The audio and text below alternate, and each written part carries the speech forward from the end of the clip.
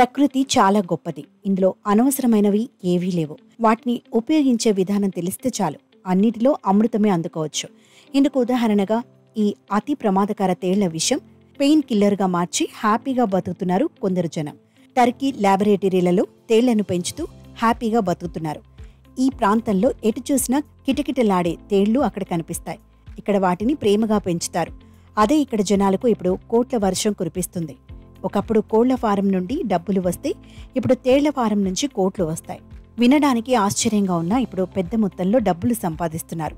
1-2 కాదు, ఏకంగా 20,000 తేళ్లను పెంచుతూ వాటి నుంచి విషాన్ని తీస్తున్నారు.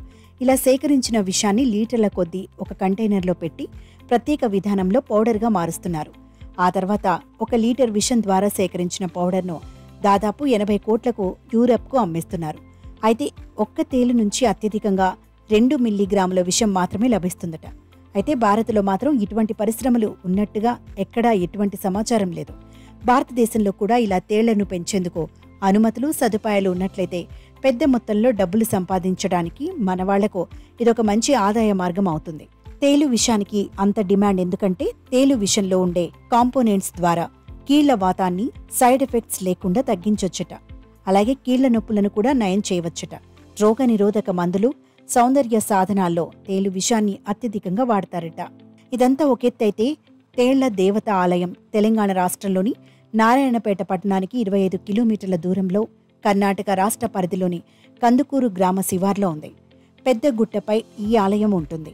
భక్తులు గుట్టపై రాళ్ల కింద ఉన్న తేళ్లను చేతితో పట్టుకుని ఒంటిపై, ముఖంపై, నాలుకపై వేసుకుని విన్యాసాలు చేస్తారు.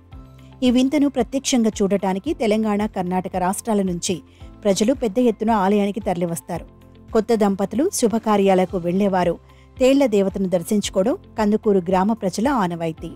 గుట్టెపై ఏ రాయి తీసినా తేళ్లు కనిపిస్తాయి. తేళ్ల పంచమి రోజు వాటిని ముట్టుకున్నా, శరీరంపై వేసుకున్నా అవి కుట్టవట. ఈ పండుగ రోజు తేళ్లను ముట్టుకొని ఆలయంలో పూజలు చేస్తే ఏడాది పాటు ఆలయంలోకి విషపురుగులు రావని గ్రామస్తుల నమ్మకం. అయితే ఈ ఆచారం ఏళ్ల తరబడి నుంచి వస్తుంది. తేళ్లు కుట్టకుండా ఉండటానికి ఓ కథ కూడా ఉంది. అదేమిటంటే కందుకూరు గ్రామం పక్కనే ఓ గుట్ట ఉంది. దాన్ని కొండమాముల గుట్టగా పిలుస్తారు. కొన్ని సంవత్సరాల క్రితం ఆ గుట్టపై ఓ వ్యక్తి తవ్వకాలు జరుపుతుండగా పెద్ద తేలు బయటపడింది. దీంతో భయపడిన ఆ వ్యక్తి నన్ను కుట్టకుండా ఉంటే నీకు గుడి కడతా అని తేలును చూసి మొక్కుకున్నాడు. వెంటనే ఆ తేలు అదృశ్యమైంది. ఆ తర్వాత అతను చిన్న గుడి కట్టి మొక్కు తీర్చుకున్నాడు. అప్పట్నుంచి ప్రతి ఏటా తేళ్ల పంచమి నిర్వహించడం ఆనవాయితీగా వస్తుంది. ఆ తర్వాత గ్రామస్తులు అక్కడే కొండ మహేశ్వరి మాతగా పిలిచే తేలు విగ్రహాన్ని ప్రతిష్ఠించి పెద్ద ఆలయాన్ని నిర్మించారు.